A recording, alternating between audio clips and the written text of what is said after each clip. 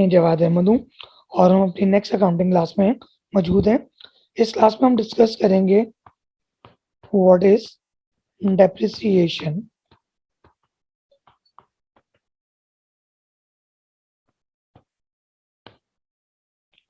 Second हम discuss करेंगे what is amortisation.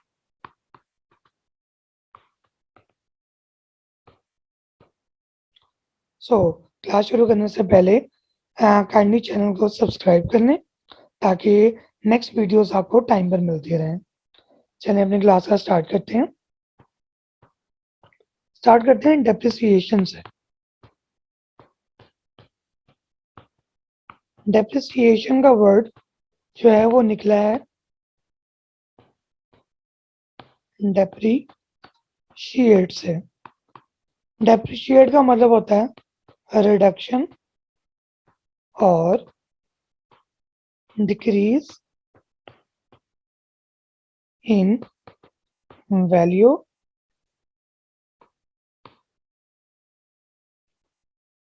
On use. Previous class के अंदर हम ये पढ़ चुके हैं। प्रीवियस क्लासेस के अंदर हम पढ़ चुके हैं कि what are fix assets.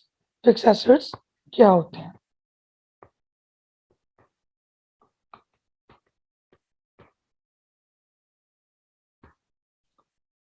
Fix assets वो होते हैं कि जो हमें 1 साल से ज़्यादा का फायदा देते हैं।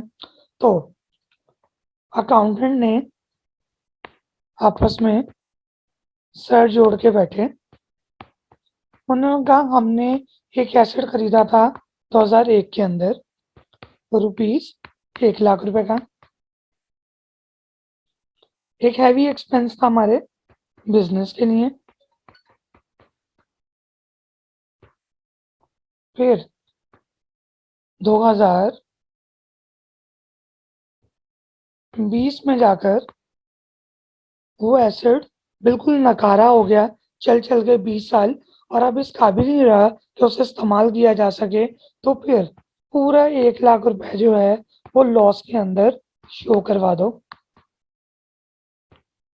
तो उस पे अकाउंटेंट ने कहा कि 2001 के अंदर पहले आपने एक्सपेंस करवाया, फिर बीच में जो 19 साल गुजरे उस 19 साल के अंदर आप हाई प्रॉफिट दिखाते रहे,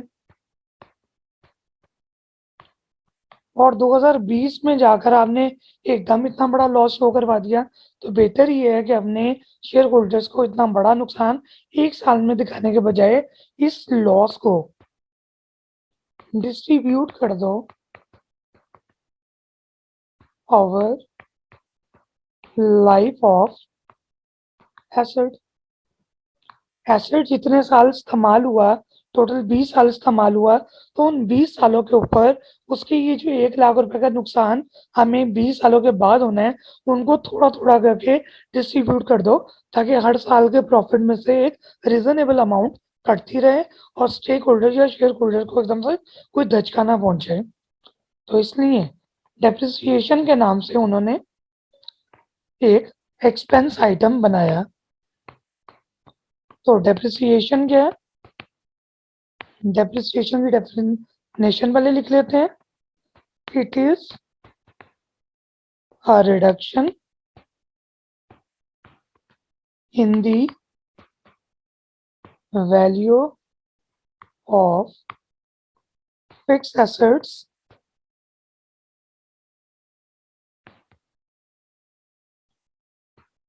over their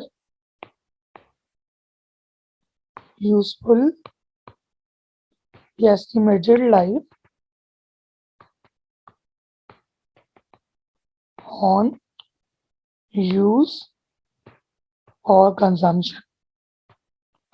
तो चीज़ों का इस्तेमाल हो जाने पर अपनी वैल्यू खो देना इज कॉल्ड डेप्रिसिएशन। चीज़ों का इस्तेमाल होने पर अपनी वैल्यू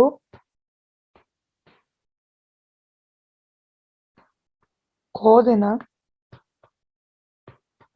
या कम कर लेना डेप्रिसिएशन कहलाता है। डेप्रिसिएशन कहलाता है, ये आपका हो गया। तो ये एक बिजनेस का एक्सपेंस है जिसे हमने 20 सालों के ऊपर डिवाइड किया हुआ है। इसलिए जब हम बैलेंस शीट के अंदर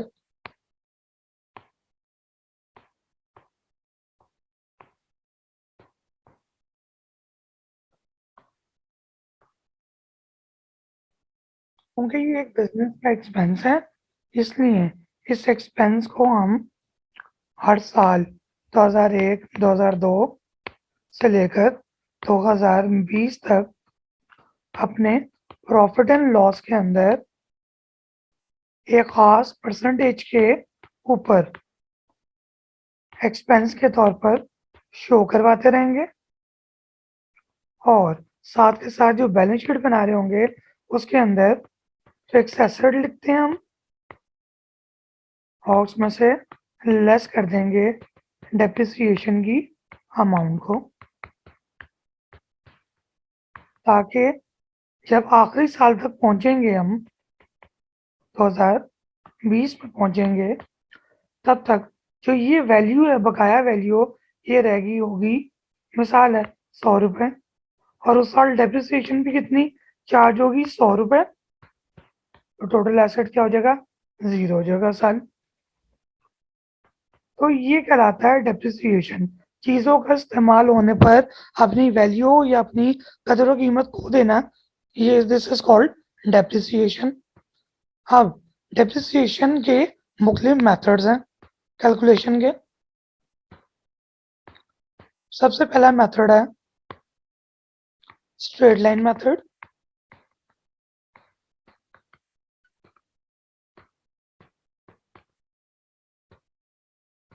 इसको फिक्स्ड इंस्टॉलमेंट मेथड भी कहते हैं।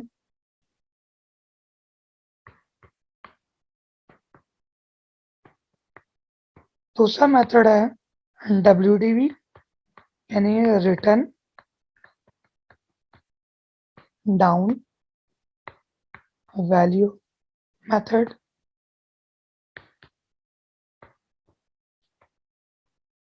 इसको बुक वैल्यू मेथड भी कहते हैं।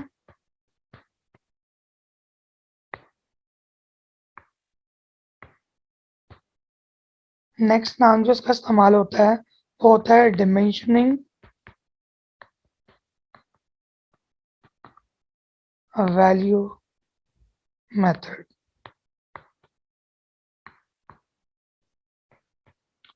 तीसरा जो मशहूर है इसका मेथड वो है आउटपुट मेथड, आउटपुट मेथड।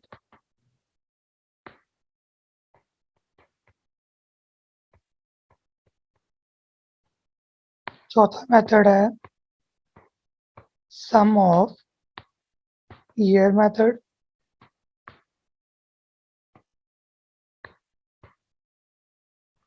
तो ये 4 तरह के मेथड्स हैं जो कि ज़्यादा मशहूर हैं, और इनमें भी जो पहले दो का नाम मैंने लिया स्ट्रेट लाइन मेथड और WDV मेथड, ये ज़्यादा मशहूर हैं और यूज़ भी यही ज़्यादा हो रहे होते हैं। चलें इनको सारों को एक एक करके पढ़ते हैं। पहला है स्ट्रेट लाइन मेथड।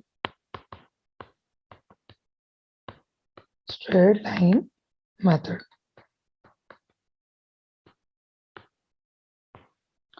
ये मेथड उन एसेट्स के लिए इस्तेमाल किया जाता है जो हर साल सेम बेनिफिट दे रहे होते हैं। Use for those assets that give same amount of benefit throughout their useful life। तो जो एसेट आपको हर साल सेम फायदा देते हैं उनके लिए आपने स्ट्रेट लाइन मेथड यूज करना है। अब हर ऑर्गेनाइजेशन ने अपने एसेट की डेप्रिसिएशन के लिए एक खास परसेंटेज डिफाइन की हुई होती है। For example 10%। अब स्ट्रेट लाइन मेथड के अंदर डेप्रिसिएशन निकालने का फॉर्मूला है depreciation for the year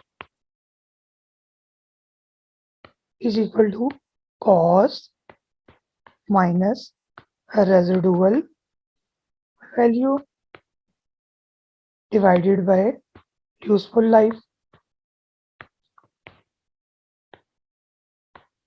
cost से मुराद है चीज हमने खरीदी कितनी थी, यानी उसकी परचेज कॉस्ट या परचेज प्राइस। रेजिडुअल वैल्यू का मतलब है जब चीज अपनी पूरी 20 साल जिंदगी गुजार लेगी तो उसके बाद 20वें साल यानी 20वें साल के आखिरी दिन जब हम एसेट को बाजार में बेचने के लिए जाएंगे तो कितने का बिक सकता है। Estimated sale price at end of useful life. और यूजफुल लाइफ का मतलब होता है एस्टिमेटेड लाइफ, हमने कितने साल का अंदाजा रखा हुआ है कि हम इस एसिड को कितने साल इस्तेमाल करेंगे, यही एसिड हमारे कितने साल हमारा साथ दे सकता है। तो ये फॉर्मूला डेप्रिसिएशन निकालने का स्ट्रेट लाइन मेथड के अंदर अगर यूजफुल लाइफ दी हुई हो यानी 10 साल 20 साल अगर लाइफ बताई हो। दूसरा तरीका, अगर लाइफ हमारे पास नहीं है और एक खास परसेंटेज दे दी है तो फिर इसका फॉर्मूला होगा depreciation for the year is equal to cost minus residual value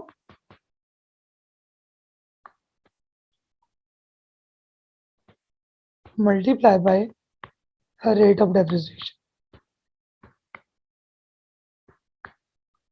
ये हो जाएगा। एक एग्जांपल ले लेते हैं। फॉर एग्जांपल एक एसेट की कॉस्ट है ₹1,00,000, उसकी लाइफ है 10 साल और रेजिडुअल वैल्यू मिसाल है ले लेते हैं हम 50,000 है। कहते हैं डेप्रिसिएशन निकालें 2001 की। तो आगे निकालते हैं डेप्रिसिएशन 2001 की is equal to cost minus residual value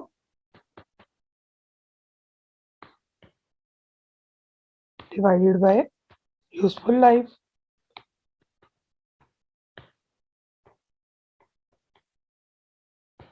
values plug in कर लेते हैं। 1,00,000 रुपए माइनस 50,000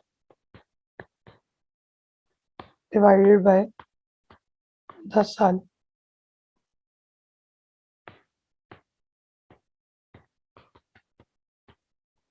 पचास और 50 को डिवाइडेड बाय 10 करेंगे तो हमारे पास निकल आएगा ₹5,000। तो ये डेप्रिसिएशन की अमाउंट है 2001 के लिए। अब स्ट्रेट लाइन मेथड की कैरेक्टरिस्टिक्स क्या है, खसूसियात क्या है। स्ट्रेट लाइन मेथड के अंदर जो अमाउंट ऑफ डेप्रिसिएशन है ₹5,000, जो अभी ऊपर निकली हमारी यानी 5,000 will remain same through out the life of the asset. यानी 2001 की भी डेप्रिसिएशन होगी 5,000, 2002 की भी होगी 5,000, सो ऑन अप टू 2020 तक डेप्रिसिएशन की अमाउंट कितनी होगी 5,000 रुपए। तो स्ट्रेट लाइन मेथड के अंदर amount of depreciation will remain same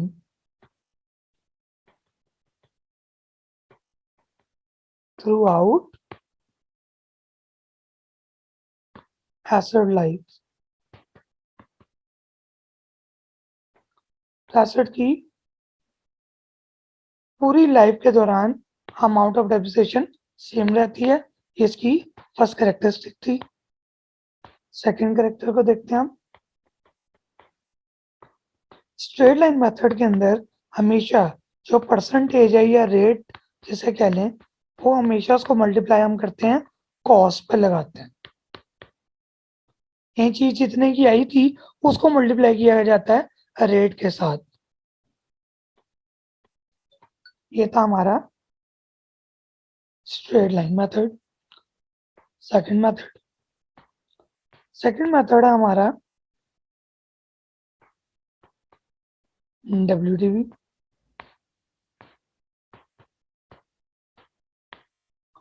WDV method उन एसेट्स के लिए ज़्यादातर इस्तेमाल किया जाता है जो एसेट अपनी ज़िंदगी के शुरू के सालों के अंदर ज़्यादा फ़ायदा देते हैं और बाकी जो रिमेनिंग लाइफ होती है उसके अंदर ग्रेजुअली अपना बेनिफिट कम करना शुरू कर देते हैं। फॉर एग्जांपल, एक एसेट 2001 में हमें 1 लाख रुपए का फ़ायदा देता था। 2002 में वही एसेट हमें 90,000 का बेनिफिट दे रहा है।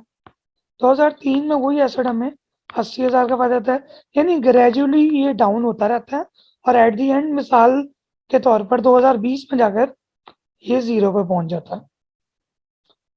तो वो ये ज़्यादातर होती है हमारे प्लांट और मशीनरी वगैरह होती हैं जो को इस तरह का करती हैं कि जितना ज़्यादा हम प्लांट और मशीनरी को इस्तेमाल करते हैं उनका सालों के साथ साथ जो आने वाला बेनिफिट होता है वो कम होता जाता है। तो लिख लेते हैं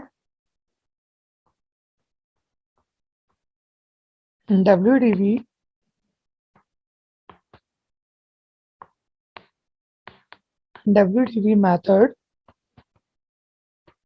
is useful for those fixed assets which give more benefit in start of their consumption year and gradually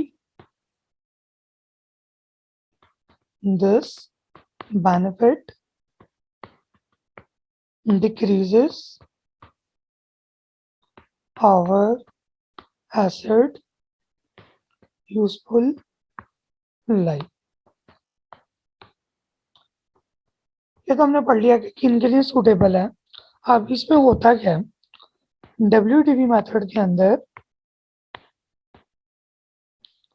depreciation निकालने के लिए जो फॉर्मूला होता है वो क्या होता है, पहले फॉर्मूला पढ़ लेते हैं।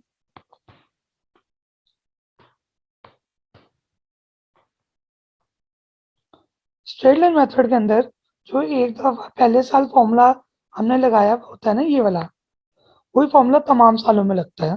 लेकिन WDV मेथड के अंदर क्या होता है जी, पहले साल 2001 में फॉर्मूला होगा कॉस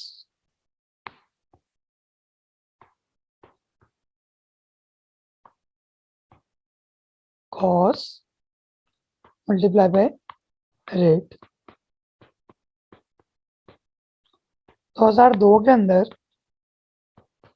उसका फॉर्मूला बन जाता है WDV मल्टीप्लाई बाय रेट। यानी सिर्फ पहले साल एसेट की कॉस्ट को मल्टीप्लाई किया जाता है रेट के साथ, बाकी तमाम सालों के अंदर जो वैल्यू बच गई होती है, बकाया वैल्यू,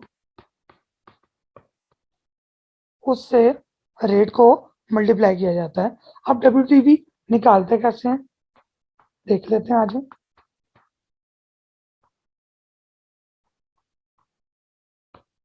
WDV निकलती है cos minus all previous year depreciation.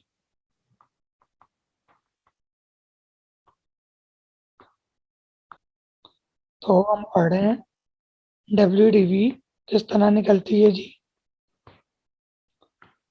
Cost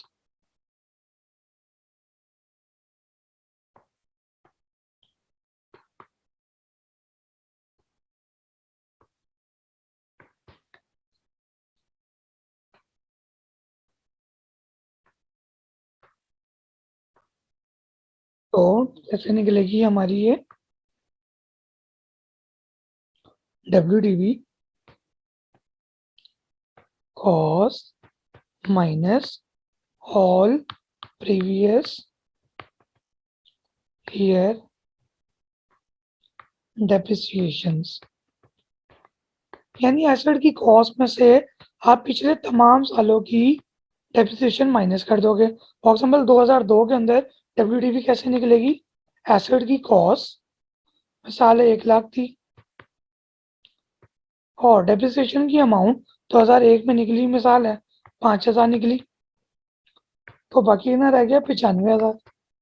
तो 2002 के अंदर 95,000 को मल्टीप्लाई किया जाएगा 10% से, जो कि निकलेगी 9500 रुपये डेप्रिसिएशन। तो इस तरह हर साल डेप्रिसिएशन की अमाउंट क्या होती जाएगी? चेंज होती जाएगी और ग्रेजुअली वो कम होती जाती है। ये क्योंकि हमने अंदाजा लिया इसलिए आपको करेक्ट पिक्चर नजर नहीं आ रही। चलिए एक एग्जांपल ले लेते हैं आपकी और क्लियर अंडरस्टैंडिंग के लिए।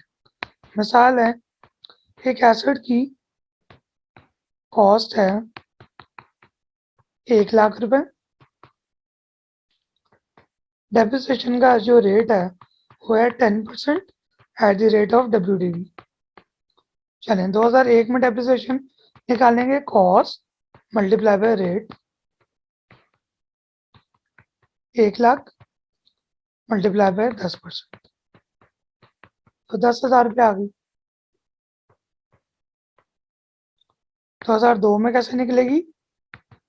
WDV multiply by rate, WDV कैसे निकलती है? Cost 1 lakh minus all depreciation, depreciation कितनी है जी? 10,000 इंटू रेट 10%, ये निकली 90,000, 90,000 का 10%, तो निकला है 9,000।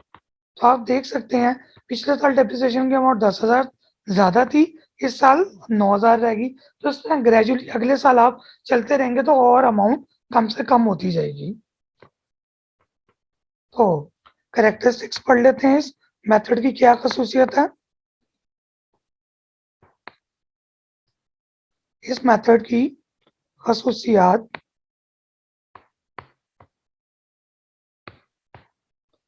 इसमें यह है अमाउंट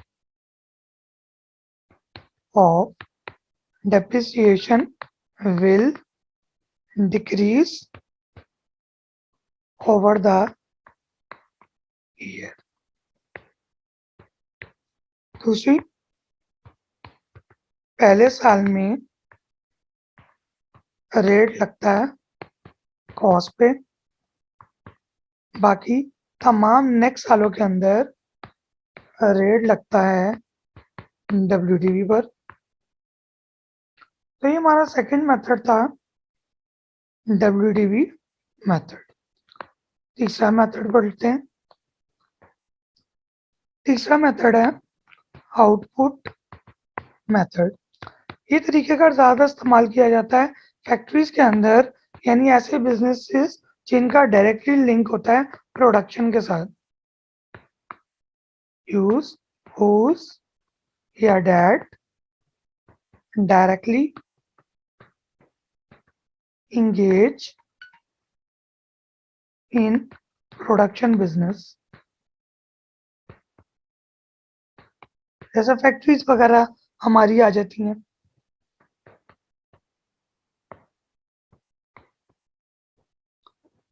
तो इसमें क्या करेंगे हम? इसमें फॉर्मूला होता है डेप्रिसिएशन निकालने का।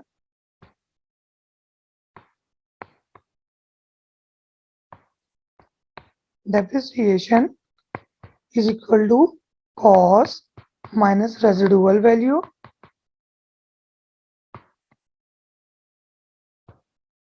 Total divided by total production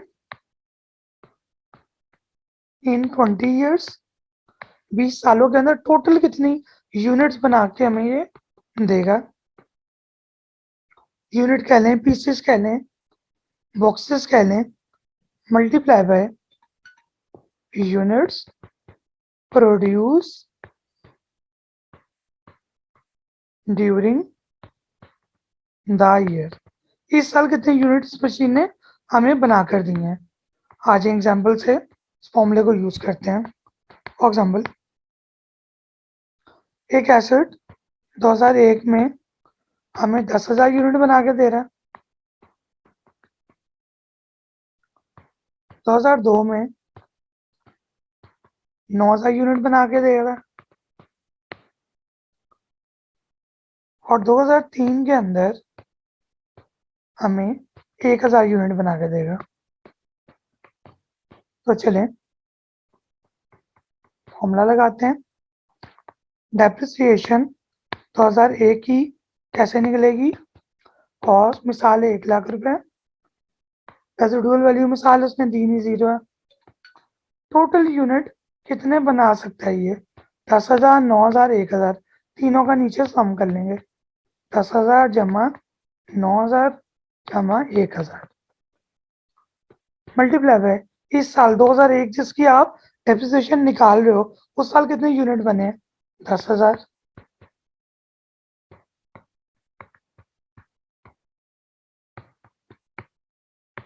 एक लाख में से 0 माइनस करेंगे, 1,00,000। 10,000 जमा 9,000 19, और एक 20,000, और रहे 10,000। 4 0 को आप 4 0 से कैंसिल कर दें, 2 5 10 0 0, तो 50,000 आपकी अमाउंट ऑफ डेप्रिसिएशन निकल आई। अब नेक्स्ट ईयर कैसे करेंगे? 2002 के अंदर 1,00,000 माइनस 0 डिवाइडेड बाय 20,000, और कितने यूनिट बनाए? 9,000।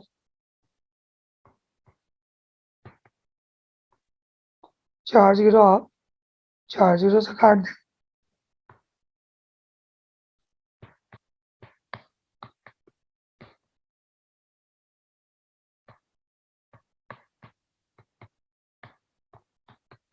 तो इस साल डेप्रिसिएशन की अमाउंट कितनी आ गई?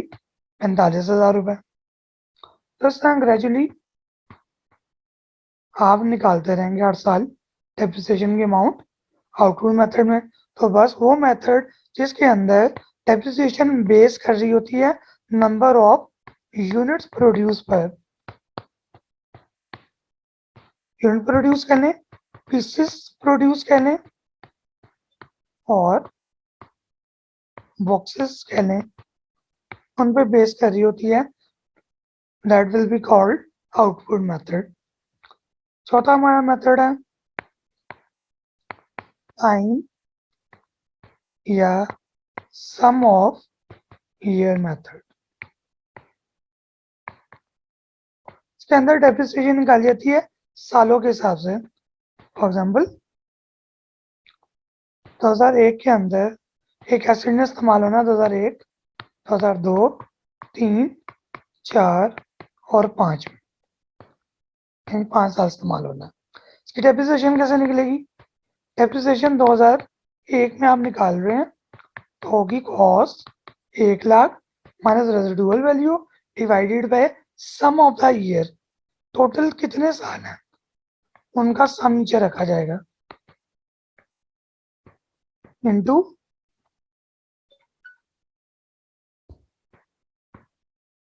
Last year.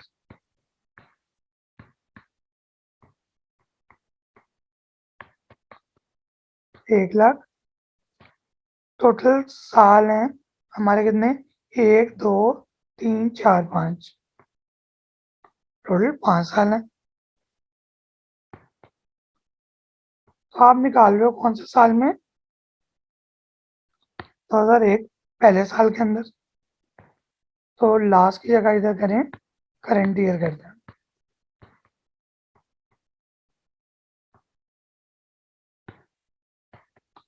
इधर निकल आएगी आपकी 20,000। 2002 में किस तरह निकालेंगे आप? 1,00,000 divided by 5 multiply by 2,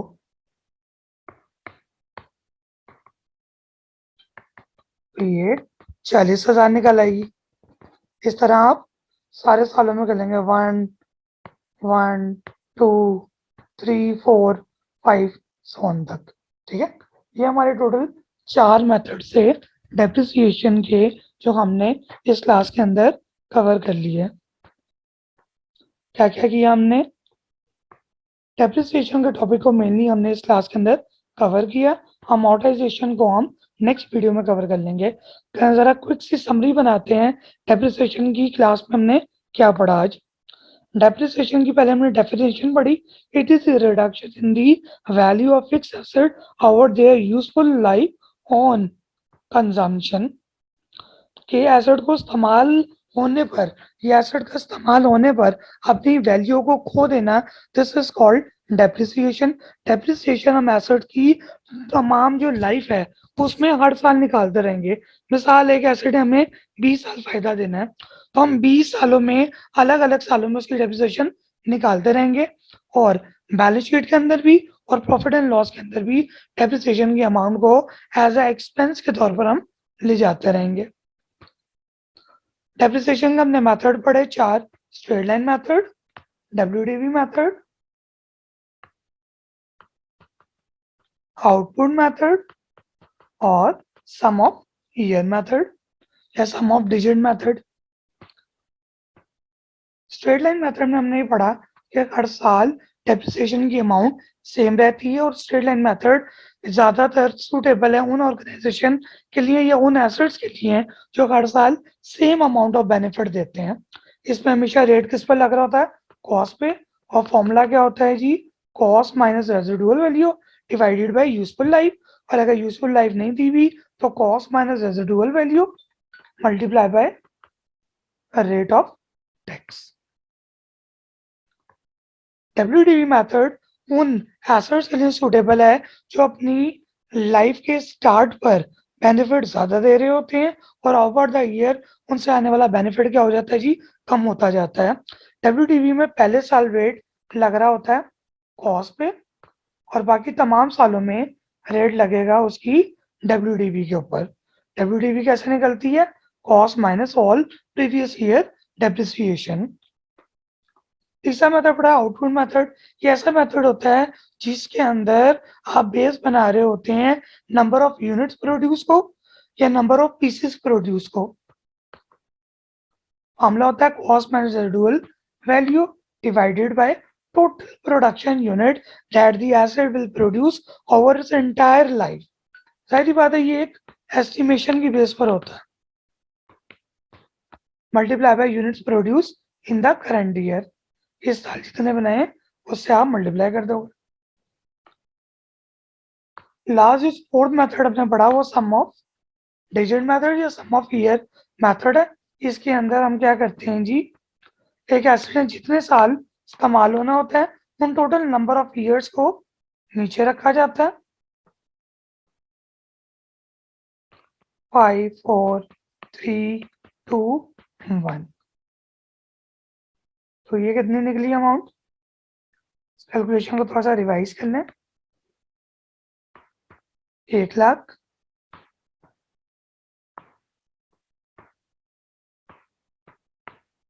1 lakh divided by 5 + 4 9 and 9 + 3 12 13 14 15। नीचे 15 आएगा और मल्टीप्लाई बाय क्या होगा? पहले 5। इसको भी रिवाइज कर लें कैलकुलेशन। यहाँ 5 नहीं आएगा, 15 आएगा, और ये क्या होगी जी? अगली वैल्यू 4 होगी। फिर अगले साल क्या होगी? 2003 में 1 lakh divided by 15 multiply by 3। तो ये हमारा तमाम का तमाम क्या था? डेप्रिसिएशन का एरिया था। डेप्रिसिएशन एक बिजनेस के लिए हमेशा एक्सपेंस होता है। इसके दो इम्पैक्ट होते हैं, एक प्रॉफिट एंड लॉस पर इसका इम्पैक्ट आता है और दूसरा बैलेंस शीट पे जाता है। प्रॉफिट एंड लॉस में ये एज अ एक्सपेंस के तौर पर रिकॉर्ड हो जाता है, और बैलेंस शीट के अंदर फिक्स एसेट में से माइनस कर दी जाती है डेप्रिसिएशन की अमाउंट। यानी एक तरफ ये हमारे प्रॉफिट को रिड्यूस कर रहा है,